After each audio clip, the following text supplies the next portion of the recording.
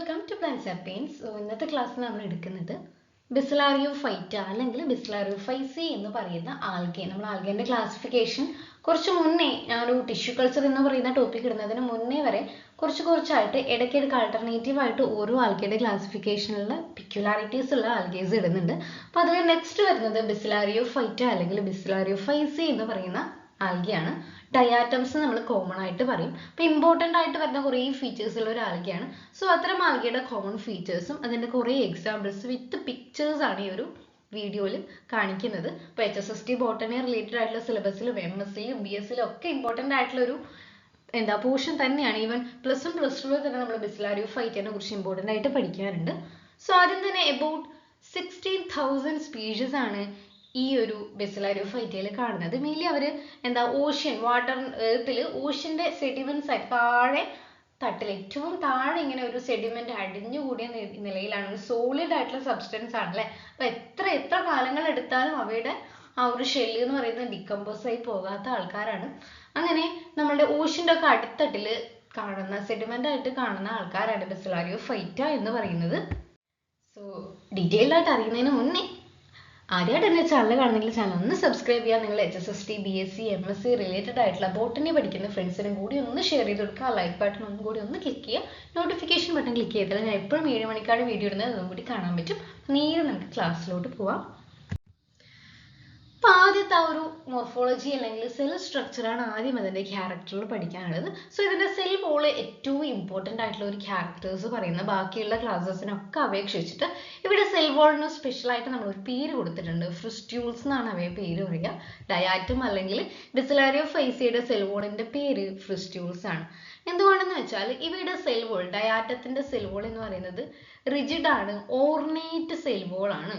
Ornate and rigid cell നല്ല ഭംഗിയായിരിക്കും കാണാൻ വേണ്ടിയിട്ട്. കുറേ കാർണേഷൻ ഒക്കെ ചെയ്ത പോലെ നല്ല രീതിയിലുള്ള ഓർണമെന്റേഷൻ ഒക്കെ ചെയ്ത ഓർണേറ്റ് സെൽ വോൾ ആണ്, റിജിഡ് ആയിട്ടുള്ള സെൽ വോൾ ആണ്. മെയിൻലി അത് ഉണ്ടാക്കിയിട്ടുള്ളത് സിലിക്കോൺ ഡയോക്സൈഡ് എന്ന് പറയുന്ന കോമ്പൗണ്ട് അല്ലെങ്കിൽ ഹൈഡ്രേറ്റഡ് സിലിക്ക എന്ന് പറയുന്ന കോമ്പൗണ്ട് കൊണ്ട് ഉണ്ടാക്കിയിട്ടുള്ള ഒരു ഹാർഡസ്റ്റ് ആയിട്ടുള്ള സബ്സ്റ്റൻസ് ആണ് അവിടെ ഫ്രിസ്ട്രിയൂൾ അല്ലെങ്കിൽ സെൽ വോൾ എന്ന് പറയുന്നത്. അപ്പോൾ ഈ ഒരു സെൽ വോളിന്റെ അറേഞ്ച്മെന്റ് എന്ന് പറയുന്നത് ഷൂ ബോക്സ് അല്ല, നമുക്ക് വേണമെങ്കിൽ ഒരു സോപ്പ് ബോക്സ് ഉണ്ടാവുമല്ലോ. സോപ്പ് എന്ന് പറയുമ്പോൾ ഇവിടെ സോപ്പ് വെക്കേണ്ട ഒരു പാത്രം, അതിന്റെ മുകളിൽ പണ്ടൊക്കെ ഉള്ള ഒരു സോപ്പ് ബോക്സ് അല്ലേ, അതേപോലെ ഇപ്പൊ പെട്രി ഡിഷ് ആണെങ്കിൽ അടിയിൽ ഒരു ചെറിയ ഒരു പെട്രി ഉണ്ടാവും, അതിന്റെ മുകളിൽ ഒരു മൂടി ഉണ്ടാവും അല്ലെ. അപ്പൊ അതേപോലെ ഓവർലാപ്പ് ചെയ്തിട്ട് രണ്ടും ടുഗദർ ഫിറ്റ് ആയിട്ട് നിൽക്കുന്ന പോലെയാണ് ഇവയുടെ സ്ട്രക്ചറിന്റെ സെൽ വോളിന്റെ രണ്ട് ഹാഫ് ഓവർലാപ്പിംഗ് ആയിട്ടുള്ള രണ്ട് ഹാഫാണുള്ളത്. താഴെ ഒരു ഹാഫ്, അതിനെ ഓവർലാപ്പ് ചെയ്തിട്ട് മുകളിൽ ഒരു ഹാഫ്. അപ്പൊ ഇവയുടെ രണ്ട് ഹാഫിനെ നമ്മൾ തീക്കെ എന്നാണ് പറയുന്നത്. ഓക്കെ, എപ്പിത്തീക്കെ ഹൈപ്പോത്തീക്കെ എന്നൊക്കെ പറയുന്ന പേരും ഇതിന് കൊടുക്കാറുണ്ട്. അപ്പം നമ്മളെ സെൽ വോളിന്റെ സ്ട്രക്ചർ ഇമ്പോർട്ടൻ്റ് പഠിച്ചു. ദെൻ നെക്സ്റ്റ് വരുന്നത് ഇതിന്റെ സിമ്മെട്രി ആണ്. സിമ്മെട്രി നമ്മൾ പഠിച്ചിട്ടുണ്ടാവും അല്ലെ. നമ്മൾ ടാക്സോണമിലൊക്കെ പഠിക്കുമ്പം zygomorphic, actinomorphic, bilateral symmetry, radial symmetry എന്നൊക്കെ പഠിച്ചിട്ടുണ്ട് അല്ലേ. അപ്പോൾ ഇവയുടെ ഈ ഒരു ഡയാറ്റത്തിനെ മെയിൻലി രണ്ടായിട്ട് ക്ലാസിഫൈ ചെയ്തിട്ടുണ്ട്. അവരുടെ ഫ്രിസ്റ്റ്യൂൾസിന്റെ സിമെട്രി അനുസരിച്ചിട്ട് ബിസിലാരിയോഫൈസിയെ രണ്ടായി ക്ലാസിഫൈ ചെയ്തിട്ടുണ്ട്. അതിൽ ഫസ്റ്റ് വൺ എന്ന് പറയുന്നത് സെൻട്രിക് ഡയാറ്റമാണ്. സെൻട്രിക് എന്ന് പറയുന്ന ഓർഡർ സെൻട്രൽസിൽ വരുന്നതാണ്. സെൻട്രിക് ആണ് അല്ലെ. സെൻട്രിക് എന്ന് പറയുമ്പോൾ അവയിൽ റേഡിയൽ സിമെട്രി ആണ് എക്സിബിറ്റ് ചെയ്യുന്നത്. ഓഫൻ ഒരു ഡിസ്ക് ഷേപ്പ് അല്ലെങ്കിൽ ഒരു സിലിണ്ടറിക്കൽ ഷേപ്പാണ്. ഏത് പ്ലെയിനിൽ കട്ട് ചെയ്താലും ഈക്വൽ ഹൗസ് കിട്ടും. അതാണ് റേഡിയൽ സിമെട്രി.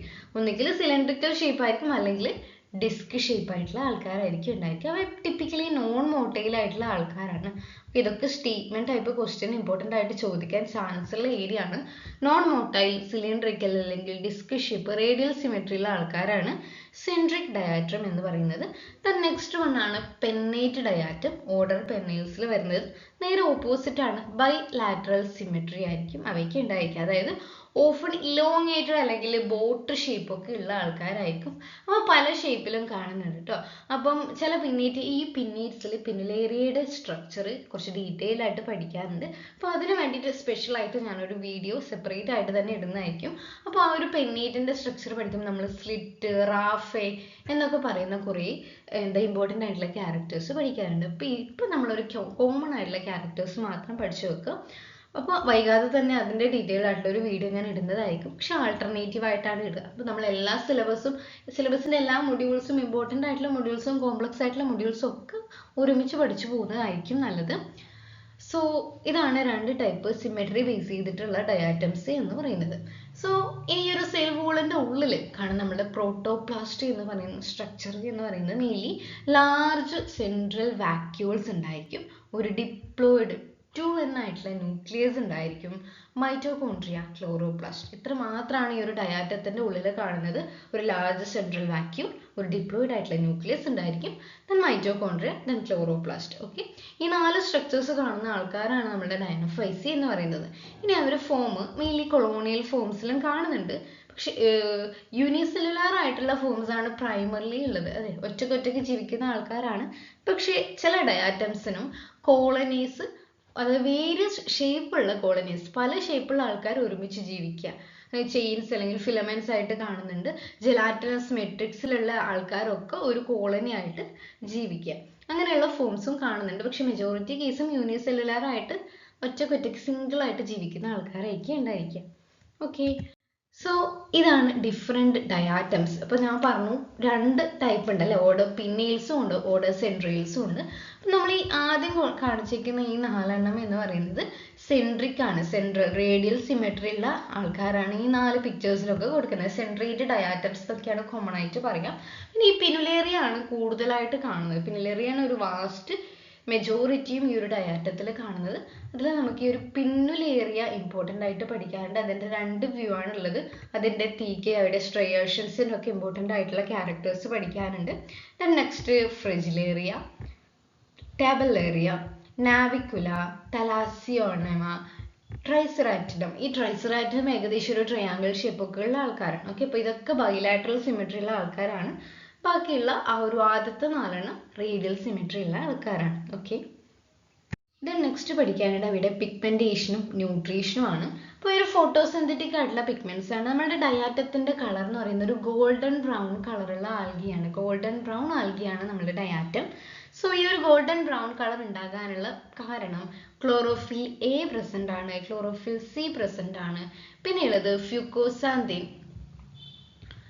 ഡയാറ്റോസാന്തിൻ, ഡയാഡിനോസാന്തിൻ. ഈ 3 സാന്തോഫിൽസ് പോലെയുള്ള ഈ ഫ്യൂക്കോസാന്തിൻ, ഡയാറ്റോസാന്തിൻ, ഡയഡിനോസാന്തിൻ എന്ന് പറയുന്ന 3 പിഗ്മെന്റ്സും ക്ലോറോഫിൽ എയും സിയും കൂടി കമ്പൈൻ ചെയ്തുള്ളത് കൊണ്ടാണ് ഇവയ്ക്ക് ഒരു ഗോൾഡൻ ബ്രൗൺ കളർ കൊടുത്തേക്കുന്നത്.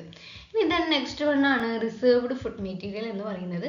റിസർവ് ഫുഡ് മെറ്റീരിയൽ എന്ന് പറയുന്നത് ക്രൈസോലാമിനാറിൻ എന്ന് പറയുന്ന ഒരു സബ്സ്റ്റൻസ് ആണ്. ഓക്കെ, ഓയിലും പോളിസാക്കറൈഡും ചേർന്നിട്ടുള്ള ഒരു ക്രൈസോലാമിനാറിൻ എന്ന് പറയുന്ന സബ്സ്റ്റൻസ് ആണ് ഇവിടെ റിസർവ്ഡ് ഫുഡ് മെറ്റീരിയൽ എന്ന് പറയുന്നത്.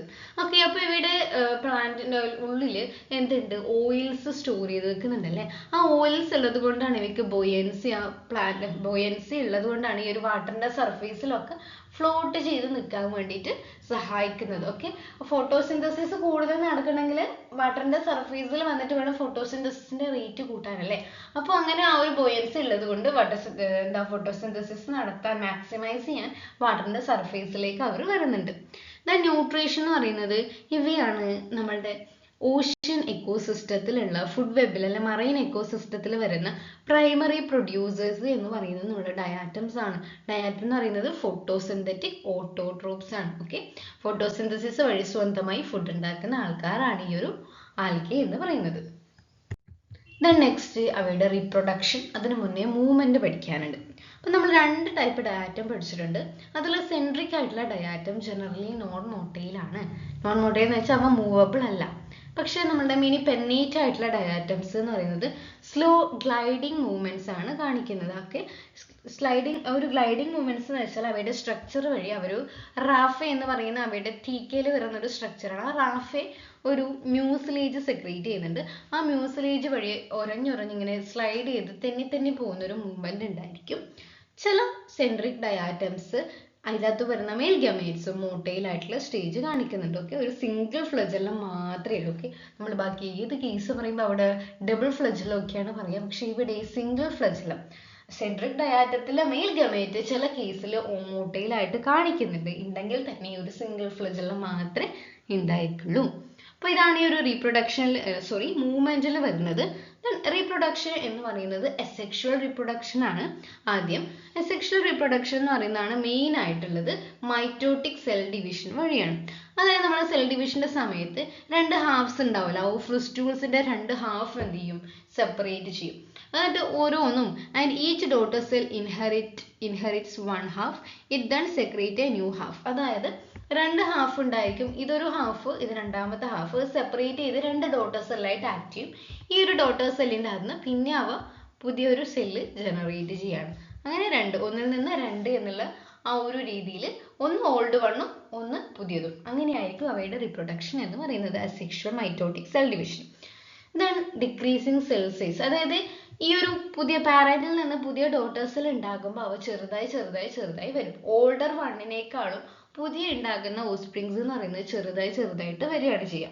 ഓക്കെ, അപ്പം ആ ഒരു ഓരോ പോപ്പുലേഷനും ഓരോ സക്സസീവ് ജനറേഷൻ അസെക്ഷുവൽ റീപ്രൊഡക്ഷൻ നടത്തുമ്പോൾ അവയുടെ സൈസ് ചെറുതായി വരുന്നുണ്ട്. ഓക്കെ, ഈ ഒരു ഫിനോമിന അവരൊരു പേര് പറയുന്നുണ്ട്, മക്ഡൊണാൾഡ് ഫിറ്റ്സർ എന്നാണ് ഈ ഒരു പ്രോസസ് അല്ലെങ്കിൽ ഒരു ഫിനോമിനന്റെ പേര് എന്ന് പറയുന്നത്. ഓക്കെ, മക്ഡൊണാൾഡ് ഫിറ്റ്സർ ലോ എന്ന് വെച്ചാൽ നമ്മുടെ ഡയാറ്റസിൽ അസെക്ഷുവൽ റീപ്രൊഡക്ഷൻ നടന്നു കഴിഞ്ഞാൽ ഒരു ഓൾഡർ പാരന്റിന്റെ ഹാഫും ഒരു ന്യൂ ഹാഫും ആയിരിക്കും ഉണ്ടായിരിക്കുക. പക്ഷെ ഉണ്ടാകുന്ന ഡോട്ടർ ഹാഫ് എന്ന് പറയുന്നത് ഓൾഡർ പാരന്റിനേക്കാളും സൈസ് കുറവായിരിക്കും.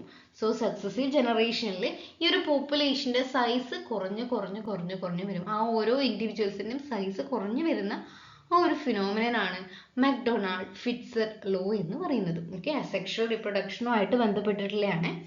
നെക്സ്റ്റ് സെക്ഷുവൽ റീപ്രൊഡക്ഷൻ ആണ്. അപ്പോൾ സെക്ഷുവൽ റീപ്രൊഡക്ഷന്റെ സമയത്ത് ഈ ഒരു അസെക്ഷുവലി പ്രൊഡ്യൂസ് ചെയ്യുന്ന ആൾക്കാർ സെക്ഷുവൽ റീപ്രൊഡക്ഷൻ നടക്കുന്ന സമയത്ത് അവയുടെ സൈസ് എന്ത് ചെയ്യും, റീസ്റ്റോർ ചെയ്യും.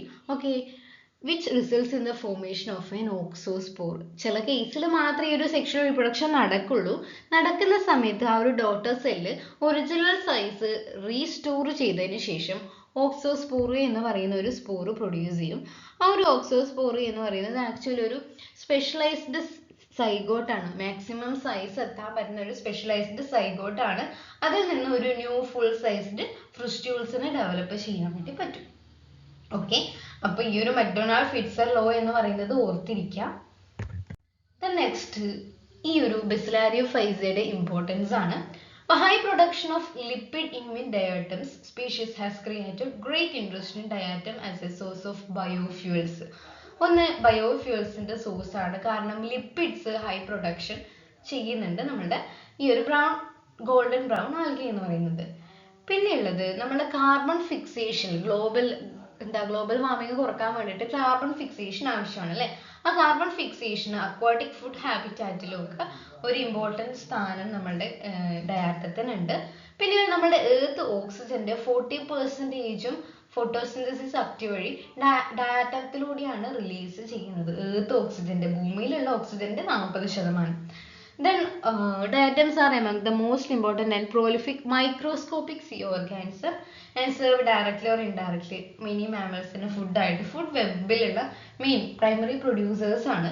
Then അതുകൂടാതെ ഡയാറ്റോമേഷ്യസ് എർത്ത് എന്ന് പറയുന്ന ഒരു ഫിനോമിനൻ ഉണ്ട്. അതായത് ഈ ഒരു ഡയാറ്റംസ് ഡെഡ് ആയി കഴിഞ്ഞാൽ അവയുടെ ഫ്രിസ്റ്റ്യൂൾസ് അത്രയും ഹാർഡാണ്. ആ ഫ്രിസ്റ്റ്യൂൾസ് ഒക്കെ എവിടെയും ഈ ഒരു സീയുടെ അടിത്തട്ടിൽ ഡെപ്പോസിറ്റ് ചെയ്യും. അപ്പോൾ ഡെപ്പോസിറ്റ് ആ ഒരു സെഡിമെന്റ്സ് ഡെപ്പോസിറ്റ് ചെയ്ത അതിൽ കുറേ ഫോസിൽ ഡയാറ്റംസ് എന്നാ പറയുക. ആ ഒരു ഫോസിൽ ഡയാറ്റത്തിന്റെ അകത്തുള്ള സബ്സ്റ്റൻസ് ആണ് ഡയാറ്റോമേഷ്യസ് എർത്ത് എന്ന് പറയുന്നത്. അപ്പോൾ ഇത്തരം ഫോസിൽ ഡയാറ്റംസ് ഫ്രിസ്റ്റ്യൂൾ മാത്രമുള്ളത് പല ആവശ്യങ്ങൾക്കും യൂസ് ചെയ്യുന്നുണ്ട്. അതിൽ ഒന്നാമത്തത് അവ ഫിൽട്ടർ ആയിട്ട് യൂസ് ചെയ്യുന്നുണ്ട്, ഇൻസുലേഷൻ, അബ്രാസീവ്സ്, പെയിന്റ് മിക്സ് ചെയ്യാനും, വാർണിഷസിൽ, പിന്നെ ഡൈനാമൈറ്റിന്റെ ബേസ് ആയിട്ടൊക്കെ യൂസ് ചെയ്യുന്നുണ്ട്. അപ്പൊ ഇത്രയാണ് ഈ ഒരു ഗോൾഡൻ ബ്രൗൺ ആൽഗയുടെ ഇമ്പോർട്ടൻ്റ് ആയിട്ടുള്ള ക്യാരക്ടേഴ്സ് എന്ന് പറയുന്നത്. അപ്പൊ ഇത്രയേ ഉള്ളൂ. Thank you.